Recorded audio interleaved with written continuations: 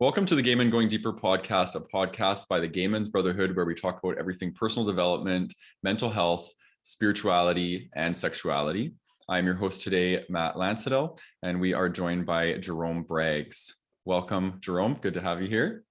Thank you, Matt. I am honored to be here. Yeah, it's exciting. So I want to introduce you to the audience to you.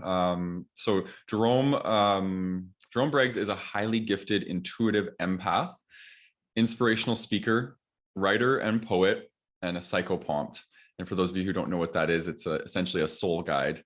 In 2004, Jerome was diagnosed with AIDS and kidney failure, then given 7 days to live. On his deathbed, Jerome had a near-death experience in which he was told by Source that the key to true healing and well-being is to come back home to your soul through the way of self-love. That near-death experience catalyzed a mystical, multi-year healing journey in which he learned how to heal himself and manifest a profoundly delicious life that feels like heaven on earth through the practice of self-love. Today, Jerome uses his intuitive gifts and the sacred healing wisdom he's learned through his journey to teach empaths, Black folks, and same gender-loving men around the world how to heal themselves and finally begin living lives that feel like heaven on earth through the practice of self-love. That's amazing. I love it. Thank you. I love what you're bringing into this world, and that's why I wanted to have you on the show so we could share your gifts and just your passion and zest for life with the listener and viewer. So it's great to have you here. Thank you. Mm-hmm. I'm excited to be here and talk about my favorite topic and with one of my favorite groups. So I'm excited. Yeah, great. So we're going to be talking all about self-love today. So we've got a list of questions that we're going to be unpacking with Jerome. We're going to learn a little bit more about Jerome, about his story from his own words. We're going to talk a bit about what self-love is. What is the difference between self-love and self-worth? How come gay men seem to struggle so much with self-love and self-worth? And what gets in the way of us loving ourselves? And what are some things we can do to develop more self-love? Yeah, this is a big one. It's a big topic. And I think we're going to be able to unpack some really cool things in this conversation. So why don't we start with your story? Why don't you just tell us a little bit about you and anything that I didn't share in your bio? Okay. Well, when people usually hear my bio, they want to know about that aspect, the story of it, about healing and dying and all of that. So I'll give you a little bit of that because we can literally take up the entire conversation with just that piece, but I'll give you an overview. Please, yeah. So my journey with self-love and with becoming the person that I am today really started on January 1st of 2004. Okay. I had checked into the hospital with what I thought was the flu. I was having flu-like symptoms. And when the doctor ran tests, instead of the flu, they diagnosed me with pneumonia, pancreatitis, anemia, giardia, a fluid-packed lung, kidney failure. And if all that wasn't delicious enough already, they also diagnosed me with AIDS and then gave me 7 days to live at that time. And while I was on my deathbed, I kind of had what's called a life review. And it's kind of where your whole life flashes before your eyes and you're able to look at it and make a decision on how you lived your life. And there were a few questions that came up for me while I was watching this life review. Was I happy with how I had lived my life? Had I ever really been myself in my life? Did I feel like I had deposited the reason why I had come to the planet during my lifetime? And did I really share my heart with the people that I loved? Did they know, like, if I was going to die, did they really know how I cared about how I felt about them and how I really cared about them? And as the life review was going around, I was looking at all these aspects of my life. What I realized was the answer to all of that was no. Like, I wasn't happy with my life, how I had lived my life. I didn't feel like I had deposited my purpose. There were dreams and goals that not just that I hadn't achieved yet, but I wasn't even in pursuit of. I didn't feel good about myself. I had a lot of shame and fear, which kept me from really expressing the fullness of myself. And I hadn't really expressed my heart to other people, really expressed kind of how, I felt. And so I was faced with this conundrum. Now, I was already on the spiritual path by this time. I was a student of spirituality for a few years and metaphysics and all of that. So I fully believed that there was something after death for me. So I wasn't afraid at this time of dying. But what I was horrified of, what was very terrifying for me, was the fact that I was faced with this realization that I was getting ready to die. And at the time I was 24. So I was getting ready to die, not having ever fully lived my life. That was what I had came this awareness of. Like, I was going to literally live this planet, not ever fully having been Jerome or living a life that Jerome really wanted. And so I made the decision on my deathbed that I didn't want to die like that. I wanted to die being able to say, this was worth it. And I had a damn good time. And I was myself here. And so I threw everything I knew about my situation. I threw everything I knew about spirituality and creation and manifestation and law of attraction, all that. I threw everything I knew at this situation I was doing. I was in the hospital and I made a little makeshift vision board. I was practicing affirmations. I was meditating. I was doing forgiveness. I was doing all these things, right? That anybody said anywhere at this time about how to manifest your reality. And I believe that you could manifest your reality, but I needed to manifest a miracle. And I needed to manifest it fast. For real, yeah. I was in the hospital for a month, and as every week passed, because they had told me that I was only going to be alive for a week. So as every week passed, they would say, "Well, we love this progress that you're having, but you probably may only have a few more weeks, or maybe another month." And I was able to actually, at the end of that month, I was checked out of the hospital. I was on dialysis. They put me on dialysis, and 2 months after I got out of the hospital, I was fully healed. Like all the stuff that I was doing, to the doctor's amazement, I was fully there. My kidneys were fully functioning. They could not find HIV or AIDS in my system anymore.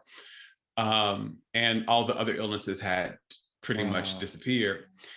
And I was being called a medical miracle. And I thought at that time I had it all figured out. I thought I knew what the key was to healing and also to living really well. I believed we could create, but I was very solid in my belief at that time that I could create whatever I wanted to. And I knew how life worked pretty much in my head, until I found myself back in that same hospital a year and a half later with the exact same diagnosis to the T cell count. Wow. And instead of a week to live, this time I had 48 hours. And on my deathbed, instead of having a life review, I asked a question, because I knew that if I had all these illnesses back again, every single thing, and it was exactly the same presentation, that this wasn't an accident, this was a message, that this was my soul trying to get my attention through the health of my body in a way that I wasn't paying attention to before. So my question was, how do you what is the real key to healing? And what is the real key to living well? Like, I want a really good life, and I want a well life. I don't just want, and I want to know the real thing. Like, I don't want to know quick. I want to know the deep truth of this. Yeah. And that is when I had what many people call a near-death experience. Right after I asked that question out loud, I crossed over to the other side, and there was but I would like to say this because I was alone in my room at this time. So there was no medical proof of this. Like, there was nobody in the room that could say he's dead or anything like this. But it was the experience I had of crossing over to the other side, leaving my body. And I had a conversation with what I call source. And some people may call God, some people whatever, but it felt like me. It felt like the highest version of me that wasn't Mm. neurotic, that wasn't sick, that had no shame or fear. And it said very clearly to me, two things: that the key that you're looking for to healing your body, and so the key that you're looking for a really good life, is to love yourself, to Mhm. come back home to your soul through the way of self-love. And that I knew a lot about trying to make life be good to me, basically trying to make it love me, to push, to force, to do all of that. But that I didn't know anything, really, I said I didn't know shit about how to let life love me, and that it really wanted to do that. And Mm. that I was going to learn a lot about this through this process that I was going to go through afterwards. So after I came out of that near-death experience, I made the decision that I was going to learn everything I could about self-love. And the last kind of thing that happened was that this kind of, as I was waking up into my body, I had this like download of knowing that what I was going to learn, I was going to be asked to teach. And that that's what's going to be part of my purpose here, that Mm. I was going to teach what I learned, not just like standing up and talking about it, but like I was going to be a living embodiment and an example for others to see. Mhm. So that began this multi-year journey. I would love to say, I healed and all that stuff happened within a week or so. It was many years Yeah. that I had to learn. And I don't think it takes many years, but I was very clear. I wanted to know all the outs and ins. And I had to know all the outs and ins. And I went through all the outs and ins of what it actually looks like and what it doesn't look like and what it takes and how it transforms. And that journey transformed my entire life and my entire being. It healed my whole life, and it made me begin to live this experience that was more delicious than anything I could have ever imagined before. And that really feels like to me, not just feels like to me, I really know and understand. It opened this doors for me to understand this is heaven too. It's not actually this separate punishment place. This is heaven too. Mm. And the doorway to experiencing your own heaven instead of your own hell is to love yourself truly. Mm. Wow. Yeah, that's there's so many things that that I could say right now. I think the first thing I want to say is you're just a really captivating person to listen to. You have the way you tell stories and the way you speak is very captivating. Thank you. I feel a lot of excitement in my body for you and for this conversation, just to know what I'm going to learn and what the listeners are going to learn from you. I'm excited about that.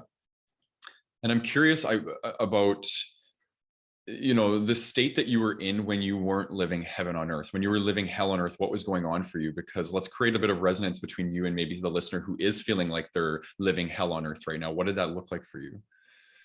So one of the biggest things that I really wanted was to be myself in my life, but I wasn't. Mm. And I had a lot, and I wasn't because I was scared to, and I had a lot of shame.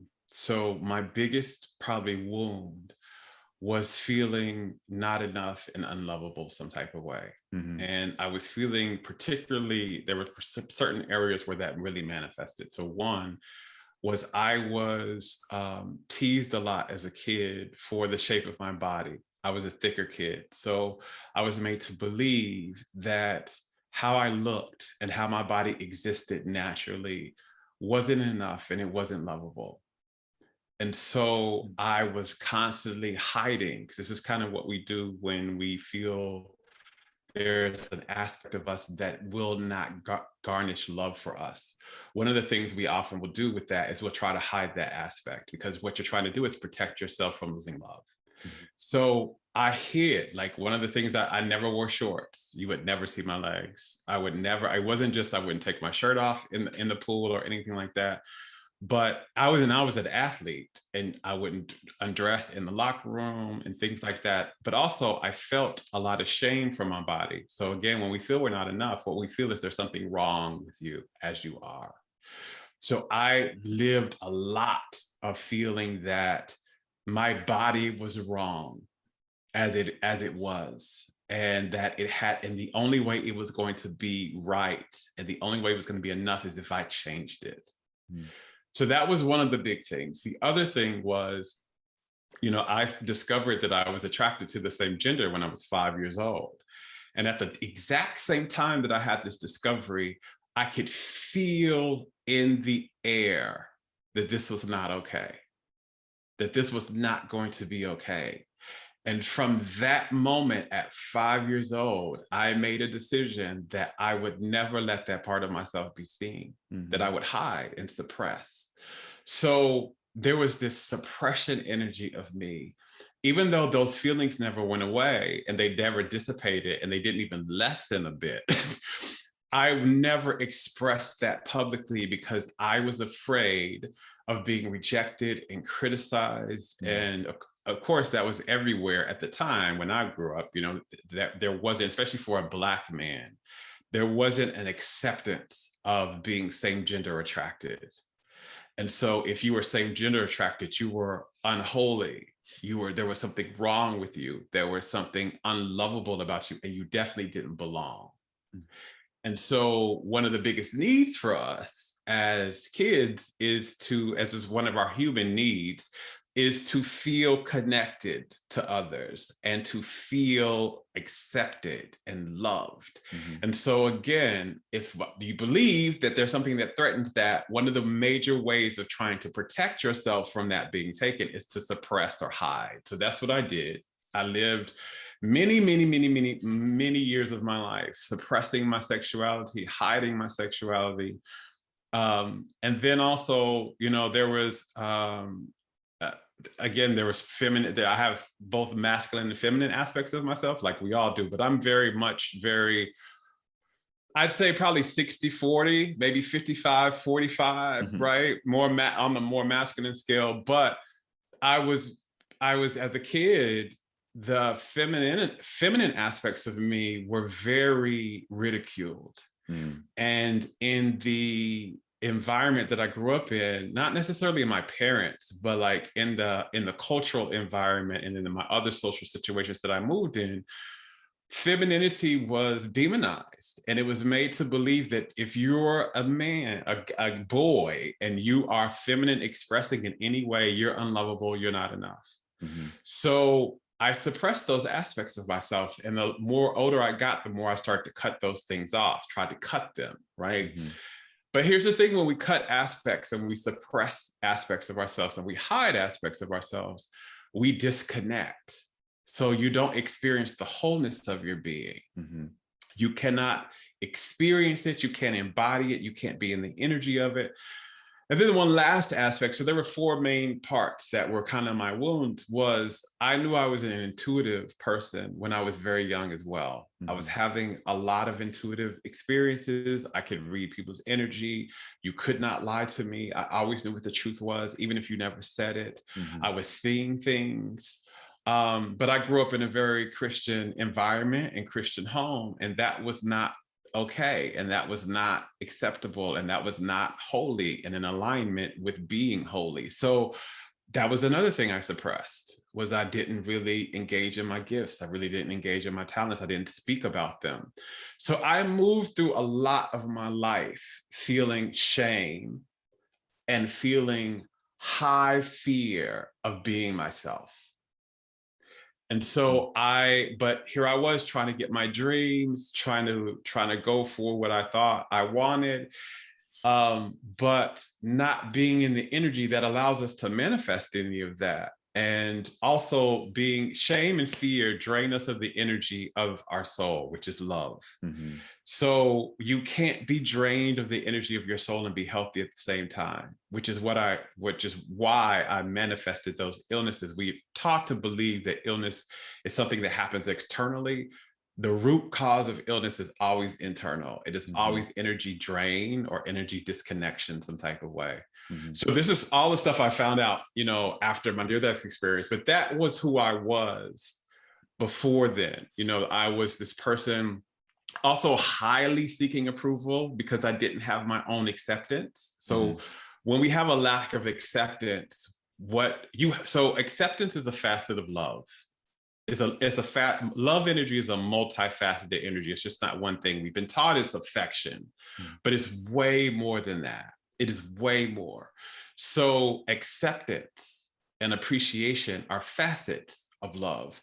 And when we do not have it for ourselves, we become starved for it from others. We get a ferocious appetite for it for others.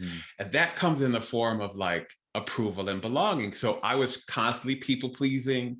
I was always playing small. Like I wouldn't speak up what I actually believed in fear that if I spoke it up and you didn't agree, you would reject me or ridicule me. I always put the needs of others before my own. I was constantly showing up to support and help and meet other people's needs. Mine were constantly being neglected and going starving, which is why one of the reasons why I wasn't in pursuit of my own dreams. Although everybody else around me was getting theirs met, mine weren't. And I had no boundaries, because boundaries, to speak up for myself and say no, and I didn't want to do that, or this is not okay with me, that could lead to the loss of approval. And approval, I was starved for it. So anything that threatened approval, I wouldn't do. So this was a person that was trying to, but again, here I was in spirituality, reading all the manifestation books, burning the candles in the sage, drinking the green juice, lighting the candles, going to the workshops, doing all these things, trying to manifest this good life and not understanding why it wasn't working. Why I could get a parking space in front of the mall, but I couldn't get somebody to love me. I could get, $5 in the middle of the couch when I needed something to eat, but I couldn't manifest consistent abundance. And I didn't have a life that felt good to me and tasted good to me, and I wasn't happy. And so that is who I was before the near-death experience, and the illnesses and diseases. And that is why I also know those illnesses came to save me. They didn't come to kill me. They came to wake me up, because the way I was living was killing me. Yeah, you basically just described me, my life as well. Very similar. And I think a lot of the people listening are going to really resonate with your story. The Gay Men's Brotherhood is built on that. The fundamental principle and purpose of the brotherhood is to move from shame to authenticity, right? Another word for authenticity could essentially be love, and love for self, and alignment to soul. So yeah, a lot of resonance there. I feel a lot of things in your story are truths for so many of us, and your story represents a lot of, I think, other people's stories as well. So thank you for sharing that. Yeah, I think, when I think of this term self-love, I think of it just feels very unattainable, unreachable. Like it's hard, like, we all want it. It's just an easy thing to say. It's overused. It's a hype word. And for a lot of people, it almost feels like it's impossible. Like, how do we finally get to that place? A lot of people view it as a destination. I'm going to arrive to just this ultimate love for myself. There's so many different things that we could talk about in this. Like, how do you define self-love? What does it mean to you? Yeah. So I'm glad you asked that question, and you're so right, because we have been socialized in every corner, probably in every country that I know of, really out of the trueness of what love is. And we have, here in America especially, we associate, or in the West, we associate it with affection, but it's also associated with many different things, like being super nice so that people cross your boundaries and you don't have any boundaries, and you're always meeting, and you're being selfless. This is really what a lot of us have been socialized around the world to believe love is this selflessness, that I am always in service to you. But the problem of that is I'm never in service to myself. And this is why our understanding of love, to me, really is bullshit. And so that's one thing to understand why we don't understand love. Mhm. It's also because how we're taught as human beings is what we get our understanding from is really our families and our environments that we grow up in. That's our first classroom. And what we learn in our classroom, what our main lesson is in our first classroom is whether to embrace and express the wholeness of our soul or to reject and deny it. Mhm. Yeah. And the majority of us, especially if you are same gender loving, gay, or on the LGBTQ spectrum at all, the majority, especially around my age group, the beauty of it is it's changing a lot with the new generation. But in my age group and before me, if you were same gender loving or on that spectrum, you did not get the tools and the understanding that you needed to hold on to your wholeness. Mm. You just didn't get it. So one thing I tell people is it's very understandable that you don't know what self-love is because it's not taught in school. Mhm. It's not taught in our religious systems. It's not taught in our institutions. So one thing is to not beat yourself up because it's very unloving to expect ourselves to know something we were never taught how to do. Exactly. Yeah. So that's one. But two, self-love. Let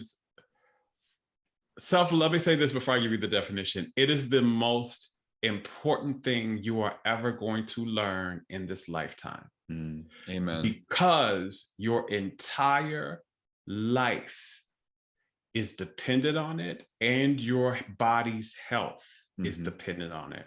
And here's why, and I'll give you my definition.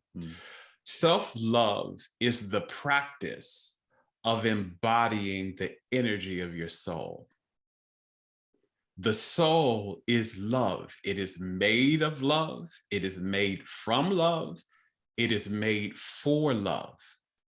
It is a multifaceted energy, I said before. So it's like some of the facets, these are kind of the main facets, are worthiness, freedom, joy, peace, and I'll say like empowerment and safety. Right. And so these are all facets of what love is. And if you really think about it, so most people that will have near-death experiences, they'll say that when they cross over, they experience love like they've never known. And it's really because, again, we've only been kind of taught about one of the facets of love, which is affection. And so you get this wholeness of the experience. And you're like, wait a minute, this is beyond anything I understood. And it's unconditional. All of you is in that energy, right? You can almost even say love is well-being. So if you are not embodying the soul's energy, the soul is the source of well-being and it is the source of your wellness. So if you are disconnected from your soul in any type of way, that's when you start to manifest suffering and dysfunction and addiction. And then your body was literally created to house and run off of the energy of your soul. So when your soul's energy is not in your body, it's starved. And nothing that is starved and malnourished can be healthy. So this is what love is, much bigger than we think. It's much bigger than that. It's about daily doing things that allow you to embody the wholeness of the soul that you are. And it's a daily practice because there's going to be different things every day that challenge that. There's going to be, some days loving yourself may look like just resting and wiping your to-do list. Some days self-love may be, let me get my shit together. I've been really procrastinating doing something I really want to do, and that's not been feeling good to me. So I feel like I'm betraying myself. So let me actually do some work today, right? So it's different and it looks different depending on what you're going through, but it's really about expressing the fullness of yourself. Expression is an aspect of self-love. Cherishing yourself. So that is having an unconditional positive relationship with yourself. Right? So accepting and appreciating yourself, not shaming, not rejecting, not denying, or trying to always edit or suppress any aspect of yourself, trusting yourself. And supporting yourself and allowing yourself to be supported as well. That's also an aspect of being self-love, but supporting yourself and nourishing your joy. You're here to have a delicious, joyful life. And joy is a facet of love. So how do you nourish your joy daily? These are foods, like love is soul food. So are you feeding yourself daily the love that you need to survive? Love, this is why they say love is a human need. You cannot be well or live well when you are starved of any aspect of love. Yeah, amen. Amen. I think this is why we do authenticity work, so we can clear out the things that, well, I don't even like the word clear out. It's more integration, right? We all have shadow aspects. We all have these things that we were taught not to love about ourselves. And the work of self-love, in my opinion, and self-worth is to integrate those things and learn to love those things, and not try and rid ourselves of them. And that's this notion too, like I said it earlier, but this notion that it's a destination that we arrive to, that we're one day just going to be in this state of constant wholeness and this constant state of love for ourselves. I don't experience life that way. I don't know about you, but like for me, it's an ebb and flow. Like some days I feel good. Some days I'm really loving of myself, and some days it's hard. It's harder to do that for me, right? What's your take on that? You're smiling. Yeah. So loving myself is, can I be there for myself with appreciation and acceptance and nourishment, even when the shit's hitting the fan, even when this didn't work out the way I thought it should, even when I really wanted to, one of my goals was to lose 15 pounds, but I gained 10 pounds. Even when they don't see me the way I feel about myself, can I be there? Can I be my own best friend unconditionally? It doesn't mean that I am always happy. It doesn't mean that I always feel a high vibration at all times. What will happen is the more you love yourself, the higher your range, your normal range of vibration and your normal feeling of joy is dramatically increased. But there is an ebb and flow. But in the ebb, am I at war with, like, loving myself means even in the ebb, I don't go to war with myself in any way. Yeah, I feel that for sure. Yeah, I hold myself through it. Even if holding myself means, let me call somebody and say, I'm having a hard time, can you hold me? Right. So that is what loving ourselves is. It's can I express myself? Can I cherish myself? Can I trust myself? Can I do what's nourishing for me? Even in the tough and rough times. It doesn't mean that tough times won't come. Suffering won't come. Pain will come. Discomfort will come. Because that's part of life. You need those things. But when shit hits the fan and it's not going like I want it to go, can Jerome still accept? Can he still appreciate? Can he still express and not go back into hiding? Can he still trust that even though this doesn't look like it right now, I'm going to receive what I need to move through this? And that's the loving myself, is even when I trip up or fuck up. I felt shame today. Can I not add more shame to myself for feeling shame? Even though I may be afraid today, like, okay, can I not add shame to myself for being afraid? Can I allow me? I'll say it like this, like, loving the self is understanding that no matter what, I am lovable, I am enough, and I am here to express myself. Yeah, that feels good. It feels good just even to hear it. Yeah, I like that a lot. It's like cutting yourself some slack. You know, we all put so much pressure on ourselves, and we're all so hard on ourselves. And I think it is shame driven, right? I think shame, it's a theme that you keep talking about. Your whole story, there was shame kept coming up, body shame, shame of not being enough, hiding who we are, not wanting to express ourselves. It's all this root of shame, at least in my experience and what I see and how I view the world. Like for the listener and viewer, like what's something that you can recommend to them to do to start to move through that? I know it's a process and there's a lot of things that need to be done to heal shame, but what's one thing that stands out for you? So shame, when you feel shame, what's actually happening, shame is a pattern. So what actually happens when we've been shamed, if we've been trained to view ourselves one way, and you're just we've been trained over here in this way is continuing to be fed. That's the only reason why you feel it. It's almost like the light is over here, but you've been trained to look over here in the dark. And so the way to really, one of the best ways to do this is to shift your focus over to the light. And so one of the things I love to do, and that's really, it sounds so simple, but I promise you, if you dedicate yourself to this, you will have dramatic results, is you just have to shift your focus. And so one of the things I immediately like to do, this is something you can do right now, is basically the principle is to stop feeding shame and to start feeding love.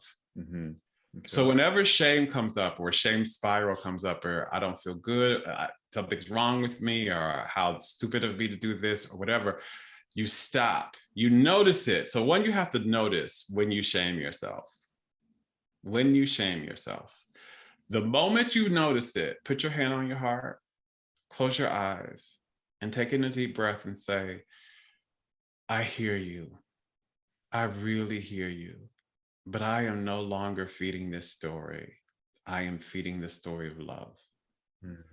That if you will do this, right when you get through with that, if you will make a list of 4 things that are wonderful about you, 4 things that you love about yourself, or you celebrate yourself, and then tell yourself why you love that thing, why that thing is wonderful. What you'll feel is a shift in you, because you can't feel shame and love at the same time in the same place. They're 2 different frequencies, so they can't, just like energy, if we don't, energy or magnets, you know, if they're different polarities, they can't be in the same space. So the vibration of love is different than the vibration of shame. And so when you shift to love, shame has to leave for a moment. And if you will continue to do this, right, so that you're no longer feeding the shame, it's just like anything. If you water and feed it, it has to continue to grow. But if you starve it, it will. And the thing is, you've just been starving the love part for a while. You were taught to starve the love part, so the love part hasn't been growing. But if you start to feed the love part by just making lists every time, in the beginning, you're gonna be doing this a lot, because this is what's been going through. So you'll do this a lot of times during the day, and you'll realize you don't have to do it as much. If you just do it for 30 days, you'll realize you're not doing it as much, and you feel differently about yourself. And you feel more worthy, and like, oh, wow, yeah, no, I have all these other good things. And if you try to tell yourself different things every time, this works. Now, you may not get 4 different things every time, but if you try to get in 1 or 2 different things, it will shift, because what's happening in the brain, just to give some science backing to this. So there's a part of our brain called the reticular activating system. And for short, it's called the RAS. So the reticular activating system is designed to keep the brain from being overloaded. And what it does, because at any given moment, they found that there's over 400 million, and it might be higher than that. I always mess this number up, but it's 400 million or higher. But there's 400 million bits of information available to the brain for us to process. The brain can only handle 2,000 of those bits. So what that means is we're not even really seeing what's actually there. In any given moment, we're not seeing all of what's there. We cannot. Our brain collapses the information down to 2,000 bits. And what is in charge of those what gets selected as those 2,000 bits is what we believe and what we intently focus on. And the brain will only let you see that in every situation. So this process begins to shift your 2000 bits a little bit. And what happens as your 2000 bits shift, even if they shift a little bit, all of a sudden you start seeing evidence of that everywhere. It's like, wait a minute, where was that? It's one of the things I love to do when I'm doing workshops with, or especially when I'm talking about the RAS. I'll have people say, okay, go decide a license plate you want to see, like repeating numbers or something like that. You've never seen this license plate, but decide you want to see it and make a decision. You're going to see this in the next 24 hours. It never fails. Not only do people see it, but they start seeing several of it everywhere. They're like, wait a minute. It feels like it's common now instead of this rare thing. This is because you shifted your 2000 bits and it's showing you that. So this process helps you shift your brain to where it's now focusing on what's lovable about you and what's enough and what's worthy about you. And then you'll start to see more. The more you do this, the more evidence you start to see about this. And it's shifting you away from the message of shame. So you don't even see that anymore. Yeah. And that's one very simple thing to do. But if you are dedicated to it, because I don't believe in teaching things that are very lofty. I need you to prove this to yourself. Like, don't take my word for anything. Prove it. Do the work and prove it. But that's very simple, and you can do that. That's a very simple self-love step.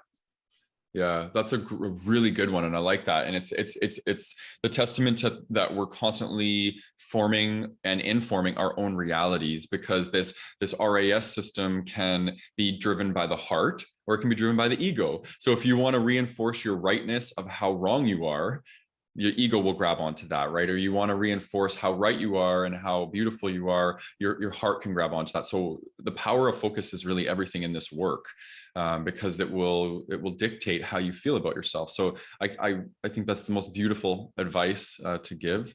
A lot of gratitude for that advice. That's beautiful. Thank you. Okay, let's draw this into the context of same-sex love or gay love. I'm curious, why do you refer to it that? I read your website and you say same gender loving. Is there a reason why you use that as opposed to gay or? Yeah, so gay never really resonated for me. Okay. In my energy. And I used to call myself gay because I didn't have any other term for it. And it just never landed for me. Yeah. Okay. And also what it illustrated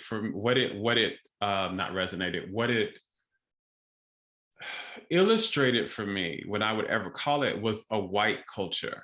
And I never really saw myself as part of that. And I came out in Black gay culture.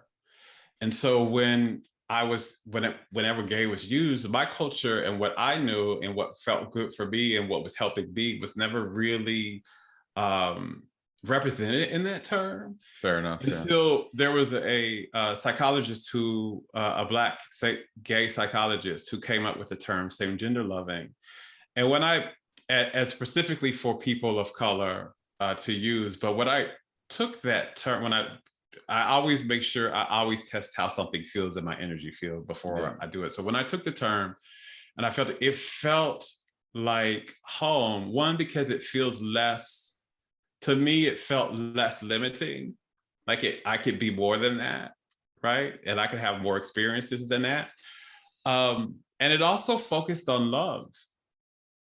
It wasn't just about, it was about love. It was about how I experience and how I express love with the same gender. And to me, that felt delicious to me. Now, I'm not saying that we should not use gay and that, because I'll say it and I use it in the terms, but how I identify myself, that particular identity felt the most free to me. And it felt the most in alignment with my expression. I like that. I like that a lot, actually. And I bet you if you were to survey like a group of heterosexual people and say, what does the word gay mean to you? They immediately would probably attribute sex or sexuality, and I think same gender loving, you're right. It does have more of a connotation of it being emotional. Like this is who I love. This is who I want to partner with. So Right. there's a bit more depth to it. And I'm okay with sex, by the way. Sex is Yeah, great. yeah. There's Yeah, no of course. demonization of sex. Yeah. But it's like you said, in social and cultural terms, gay has often just collapsed down to only being kind of looking through a pigeonhole and seeing it like that. And because same gender loving is a new term, rather new in the last few years, there's not a lot of social and cultural attachments to what it is. So you have to hear it, you have to listen. Yeah. And so I like that. Yeah, it was the first time I had been exposed to it. And that's kind of rare for me. I do a lot of reading and exposure in this space. So thank you for introducing me to that topic. No problem. But drawing this into the context of gay men, so I want to really, because that's our listener and our viewer, so we want to help them understand, like, maybe why is it so challenging for gay men? Like, what are some of the things we experience collectively as in gay culture that make it hard for us to love ourselves? Yeah. One, good God, if you are gay, where did you learn to embrace the fullness of yourself? Right? So good God. So one, let's take off the pressure of saying, I don't love myself, and let's take the whips out of our hands for beating ourselves up for that. Because you can't have known.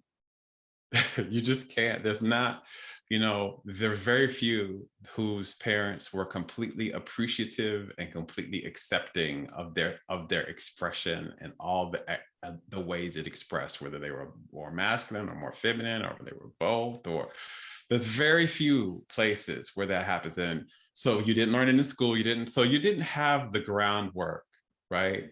And so that's the first place. That as babies, we all do. So if you look at babies, they're in love with their bodies, no matter what their bodies look like. It's got all these wrinkles and these little fat parts, so they can't keep their hands off of touching their body. They'll run naked, not thinking. There's no shame in the field yet, right? So we get socialized into shame. Also, for a lot of gay men, there's trauma. Trauma comes in many different forms. And so there may have been a lot of teasing or ridicule or rejection. There may have been a lot of punishment. There may have even been violence on the body for your expression. So what trauma makes you do is it makes you feel like an aspect of your expression is not safe, and an aspect of your expression about who you are is not lovable. It's not enough. And so that's one of the reasons why most gay men don't know how to love ourselves, because we were socialized out of it, and many of us were traumatized out of it. The other part of that is, again, it's not in dominant culture anywhere. It's not anywhere. Like, it's not the idea of cherishing yourself and expressing yourself and trusting yourself and really owning unconditionally that you are lovable. Where is that? Like, everywhere in dominant culture, which is seeped into gay culture, is you'll be enough when you get this amount of money, when you look like this, when the weight is this number on the scale, when you have this amount of money in your bank account, or you're okay, but you could really use this. And so we're socialized to believe, and this is what's very rampant in gay culture, is that you always have to be on this rat race of improvement. But there is no amount of self-improvement that will ever make up for a lack of self-acceptance. You will always be hungry for improvement if you don't have this thing that I am enough just as I am. I may want to look differently, but how I look right now is lovable and enough. And I can show up wherever I am and know that I am worthy of receiving love. I may want to have more money, but what I have right now is enough. I'm still worthy and lovable. I still belong. These are the types of conversations that we weren't really taught how to have with ourselves. We were taught that our worthiness is conditional, that our lovability is conditional, that our safety as well, which is a whole nother conversation, but that our safety in this world is conditional. So I'll be safe, I'll be worthy, I'll be lovable when or if. And when you have those when or ifs, you already know that's a huge red signal if there's a conversation in your mind that says when or if, that is an unloving conversation immediately. Yeah, it's conditional. Yeah. So that's one of the reasons. And then we're modeling and we continue to issue, what we've been given. So in our culture, we don't love each other. And we've created a culture that is not very loving, right? So it's very judgmental. It gives shame. If you don't look like this, if you're not masculine enough, if you're not feminine enough, if you're not this or you're not that. So we have the wound that we have been injected with through our matriculation in this lifetime. We are now embodying and injecting our culture and other people in the culture with those wounds. So there's this cycle, and this is how life happens. You get wounded and then you wound, or you heal and then you heal. And there's just not been a massive shift in healing in gay culture. There are places there are many that have healed. There are many people that do that, but there's got to be a kind of critical mass shift before you see it all the way across the dominant culture. Yeah. You said it so well. And this is exactly the work that we're doing in the Brotherhood. Is we're trying to change the culture. We're making a paradigm shift and bringing people towards more of their authentic self. And this notion of hurt people stands out when you say that. It's perpetuating shame. If we have a shame story, we perpetuate that. We don't want other people to rise above how we feel about ourselves. So we want to bring them into the misery and the pain that we're having, whether that's conscious or unconscious. And that's not something to shame ourselves about. It's just how we end up being conditioned. And I love this notion of like loved people love people. When we love ourselves and we feel love for ourselves, we want other people to feel this beautiful feeling that we're feeling. So we, again, perpetuate love. So it really does, a collective shift and a systemic shift has to start with the individual. And this is something I preach all the time, because we can't change a system if we're not changing the people who are engaging or made of the system. And I think that this is the work, and I see it happening before my eyes. And I'm so excited about this because I'm starting to see more and more gay men being authentic and being their true self and expressing that and not carrying so much shame, and seeing more connection in the communities, more than just sex. And like, I'm with you. There's nothing wrong with sex. It's beautiful. But when that's the only way that we know how to relate with another man, it's just not enough. It's not enough for a lot of us. We need more. Right. So, I'm really jazzed up. You're jazzing me up, man. I'm feeling good about it. I want to piggyback on this one. Okay. I really don't. This is really important to understand what we're talking about right now. Okay. Yeah. Is that you can only give to another what you have. Yeah. Amen. Yeah. You can only ever give to another what you already possess. And so when we're talking about gay culture and how we shame each other and how we create spaces where our authentic expression is not always safe to as far as, it's not safe, or it's not welcomed, or if we make people not belong. I cannot shame you if I don't feel shame for myself. And this was something I learned very clearly in my healing journey. Is I used to be a person that used to always always criticize and judge people on their body size and shape, and just always tease people. And even if it wasn't like audibly with my friends, oh, look at him over there, or look at her over there, or whatever. And when I began to do the work of loving myself and really unpacking and releasing all the places in myself where I was not happy with my body and where I didn't love my body or accept my body, that just left. It wasn't something that I was like consciously trying to work on. Like, I don't want to tease people anymore. It just literally left. So much so that people will say, and this is when I'm around a lot of people, or around certain family members or friends, they'll be like, oh, look at her.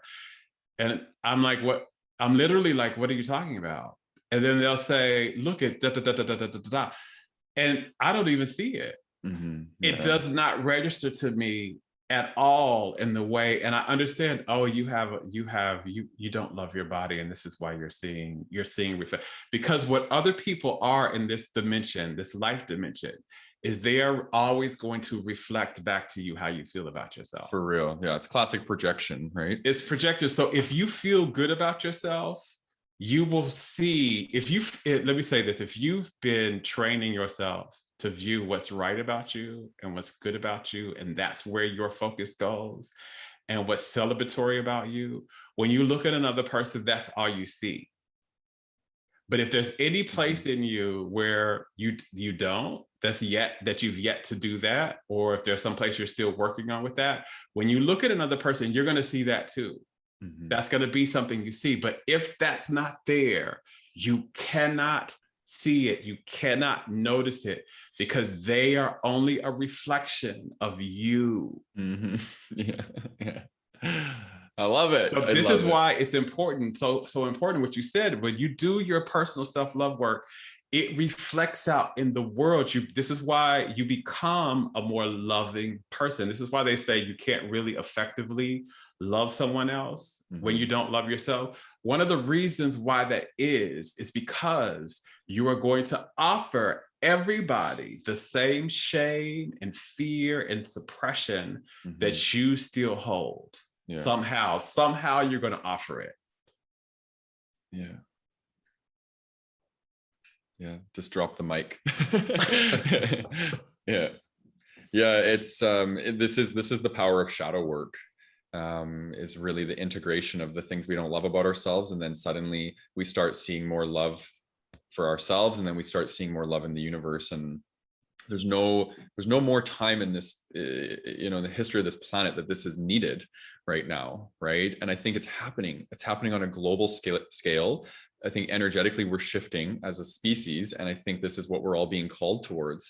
So if you're experiencing this, and you're experiencing heavy self-loathing and shame, I want to incite some hope that this is, part of sometimes experiencing things like shame and self-loathing it means we're clearing it. We're bringing it closer to ourselves so we can have more awareness around it and what needs to be worked on. And then take Jerome's advice and start to draw your attention towards the things that are celebratory about you, and use the power of your focus to draw yourself towards more loving thoughts and feelings about yourself. One thing about shadow work, I'm so glad you brought that up. Yeah. Because when we're talking about self-love, what ends up happening when you go and you excavate the pieces of you that you've divorced from yourself, or you rejected from yourself, or you pushed down and you denied it. One, you feel more home than you've ever felt.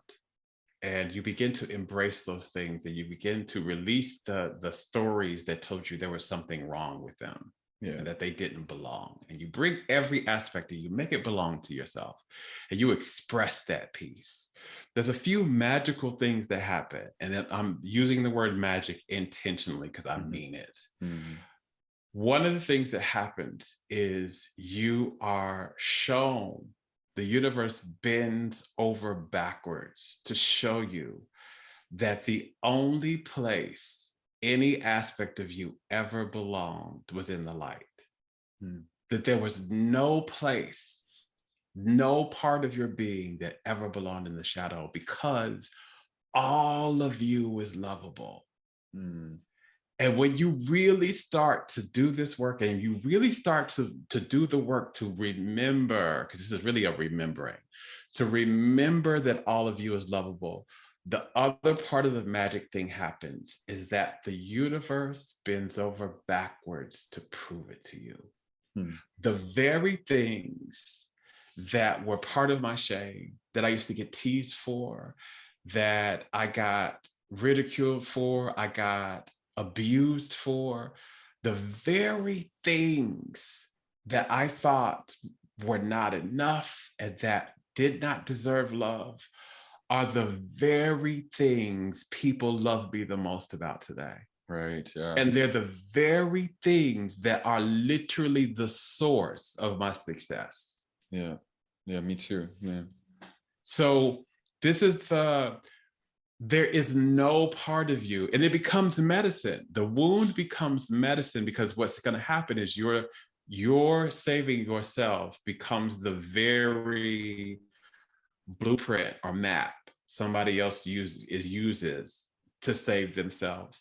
But that's really, I can't tell you enough, like, I'm not using hyperbole here. When you rescue all those pieces and you bring them out, they become the root foundation of what your success becomes grounded on, and you Yeah. reach more success than you ever knew before.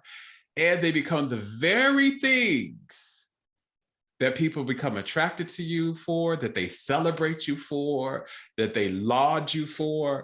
The very aspects that you thought you pushed into shadow. This is not enough. Oh my God, if somebody finds out this about me, they'll never love me. I won't be safe. That very thing becomes the very door that, like they say a lot of times, it becomes the little portal for which the light shines through. Yeah. It becomes this doorway that opens the door to more love than you ever knew. Yeah, you and I are both a living testament of that. I think we heal publicly because we know that these parts of ourselves that we once rejected about ourselves are now the things that people flock to us for, right? And we're a living embodiment of how transformation can lead to success when you do start to practice more self-love. I'm just mindful of time here. I'm experiencing a lot of gratitude right now and a lot of love for you, because I just feel your humanness. I feel your genuinity, your authenticity, your desire to help others and shine this light into the world. And the world is really lucky to have you, and we're very lucky to have been able to tap into your wisdom and your soul wisdom. That's really what this is. Like, I felt your soul in this conversation, and just a lot of love for you. And I know I'm speaking on behalf of the whole brotherhood that we're really happy to have this conversation with you, and hopefully many more to come. So thank you for your time. Thank you. This was delicious. Yeah, likewise. All right. So to the listener, that was powerful, very powerful. We're very grateful to have you here as well, to have you here listening and witnessing us in our growth. And thank you for coming along the road. So if you're listening on your favorite podcast network, please subscribe to us, leave a review. We read out the reviews for people. So if you enjoyed this podcast, please leave us a review about it. And for people that are watching on YouTube, please subscribe to us and hit the bell icon, knowing that you'll get informed when we release content each Thursday. And if you enjoyed this episode and you have a question for either myself or Jerome, please leave it in the comments below, and I will personally make sure that they get answered. Much love to you all on your journey home to yourself. And again, thank you, Jerome, for today. Appreciate you.